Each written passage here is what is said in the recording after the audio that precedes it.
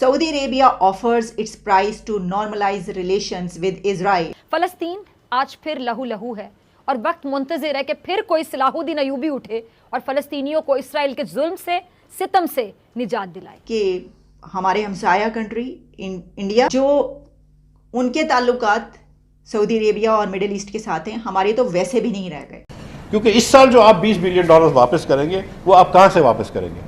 वो आप किसी से कर्ज लेके वापस करेंगे। तो हमारा जो है वो टोपी घुमाने का एक सिस्टम है कि हम सऊदी अरब से पैसे लेके कतर को दे देते हैं, कतर से पैसे लेके यूएई को दे देते हैं, वर्ल्ड बैंक से पैसे लेके एशियन डेवलपमेंट बैंक को दे देते हैं। एक तरफ सऊदी अरेबिया ने ईरान के साथ रिलेशंस कायम कर लिए, तो इसमें पाकिस्तान की जो एक स्ट्रेटेजिक डेप्थ की बात की जाती है, एक इम्पॉर्टेंस की बात की जाती है और ख़ासतौर पर अरब कंट्रीज़ के लिए बहुत इंपॉर्टेंस है, इसकी बात की जाती है, तो वो भी कह रहे हैं कि उसके भी कम होती हुई नज़र आएगी।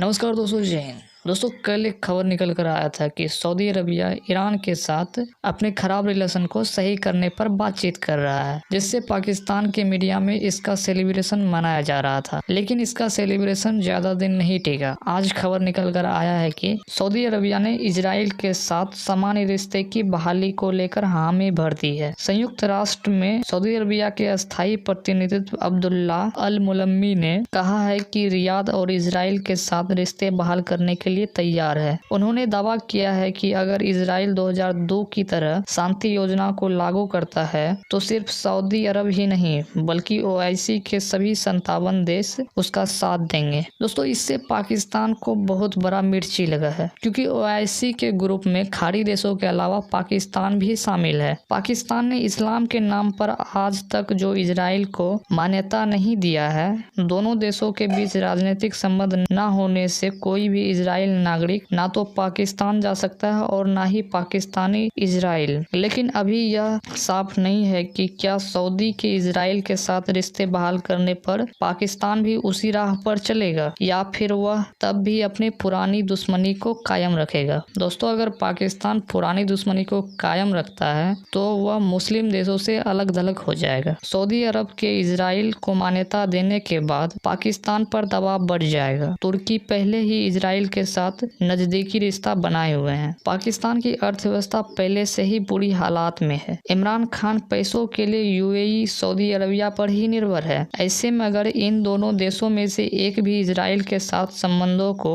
बनाने के लिए दबाव डालता है तो शहबाज शरीफ के सामने मुश्किलें खड़ी हो जाएगी। दोस्तों, यह समस्या कहीं न कहीं ईरान से ही जुड़ी हुई है। अरब न्यूज से बात करते हुए अब्दुल्ला मोलेल्ली ने कहा कि सऊदी अरब और ईरान के बीच जारी बातचीत का कोई परिणाम नहीं निकल रहा है। उन्होंने आरोप लगाया कि ईरान इस बातचीत को लेकर गंभीर नहीं है। ऐसे में खाड़ी देशों में ईरान के बढ़ते दबदबे को कम करने के लिए इजराइल के साथ दोस्ती करना सऊदी अरब की मजबूरी बन गई है। यमन में सक्रिय ईरानी समर्थक दूती विद्रोहियों के हमलों के कारण सऊदी अरब को भी भारी नुकसान उठाना पड़ा है। तो दोस्तों, छोड़ते हैं यह सब बातें, चलते हैं वीडियो की ओर। एक तरफ सऊदी अरेबिया ने ईरान के साथ रिलेशंस कायम कर लिए, तो इसमें पाकिस्तान की जो एक स्ट्रेटेजिक डेप्थ की बात की जाती है, एक इम्पॉर्टेंस की बात की जाती है और ख़ासतौर पर अरब कंट्रीज़ के लिए बहुत इंपॉर्टेंस है, इसकी बात की जाती है, तो वो भी कह रहे हैं कि उसके भी कम होती हुई नज़र आएगी।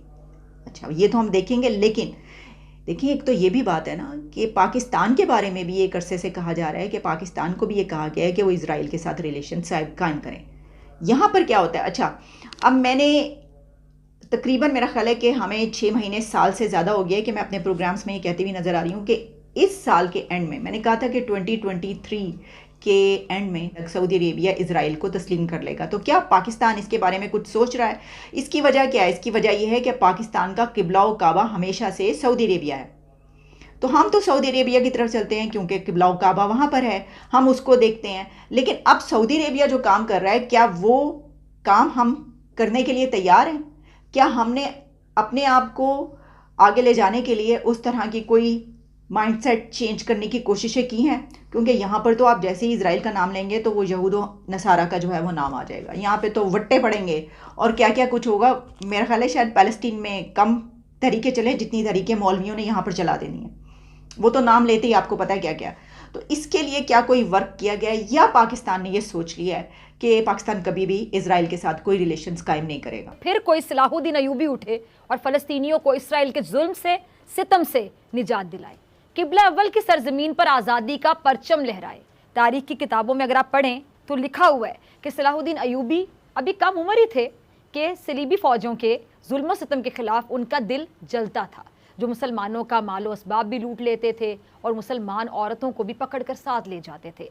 अब ये जुल्म देखकर ये नौमर सलाहुद्दीन उस वक्त के सुल्तान अमादुद्दीन के पास पहुंचता है, ईसाइयों के मजालिम से बादशाह को आगाह करता है और मुसलमानों की मदद के जज्बे को बेदार करने के लिए रो रो कर मदद की फरियाद करता है।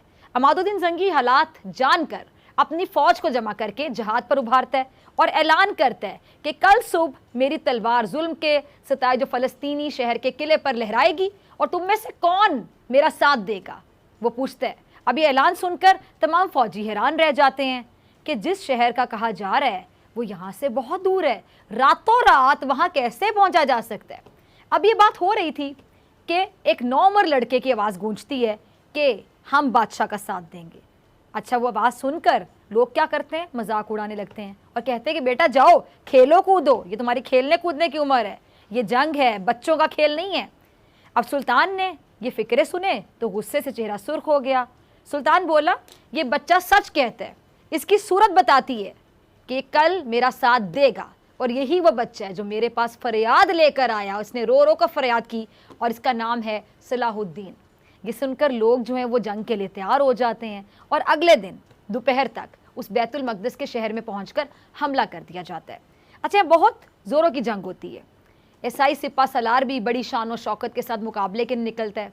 एक मौके पर सुल्तान ईसाई सिपा सलार के निशाने पर आ जाता है, तो उस मौके पर सलाहुद्दीन अयूबी की तलवार उस सिपा सलार का किस्सा तमाम कर देती है।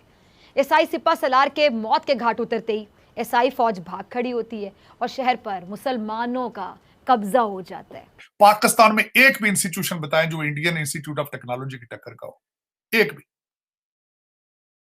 आप मुझे यह बताएं कि आपका हर लीडर जिसके खुद बच्चे लंदन में पढ़ रहे हैं वो कहते हैं निसाब सारा पाकिस्तान का उर्दू में होना चाहिए। आप किस तरह तरक्की करेंगे? कोई है तरक्की की शक्ल आपकी? इस वक्त आपके पाकिस्तान के जितने लोग हैं, आपके 5-6 हजार जो IMF के जो बेनिफिशियरी हैं, उनका कोई है बच्चा पाकिस्तान में? को पढ़ रहा है कोई? दूसरों के लिए 30,000 मदरसा बनाया गया है, 30,000, 30,000 मदरसे, और जो दूसरे स्कूल हैं उनमें कहते हैं उर्दू पढ़ाएं। ऋषि सोनक पागल है जो वो भारत में उनको कह रहा है इंग्लिश और मैथ पढ़ो। आप MA पंजाबी प्रमोट कर रहे हैं, आप MA फारसी प्रोड्यूस कर रहे हैं। मेरा कभी कोई अकल वाली बात भी कभी इनमें से, मैंने आपको बताया है कि आप इस वक्त आप अमेरिका की बात करते हैं, ये पाकिस्तानियों को चाहिए अपनी एस्टेब्लिशमेंट के साथ रिलेशनशिप ठीक कर रहे हैं, तो यही बहुत बड़ी बात है। ये लोग जब तक या पाकिस्तान छोड़ेंगे नहीं या फिर पाकिस्तानियों के बारे में सोचेंगे नहीं, पाकिस्तान इस दलदल में से नहीं निकल सकता। उसकी वजह यह है कि मैंने आपको कई दफा मैं कह चुका हूं, एचिसनियन पढ़े हुए, हसन अब्दालियन और आपका कराची ग्रामर, ये 8,000 बच्चा यहां से निकलता है जो आपको रूल करता है आगे चल के, नस्ल दर नस्ल वो कर रहा है। आपको इंडस्ट्री भी उनके पास है, ब्यूरोक्रेसी भी उनके पास है, जुडिशरी भी उनके पास है, और सबने सबसे बड़ी वारदात ये की है, जो बड़े स्मार्ट हैं ये लोग, इन्होंने शादियां कर ली आपस में। ये साढ़े भणूजे दी गेम है सारी टोटल। पकड़ेगा कौन किसको पकड़ेगा?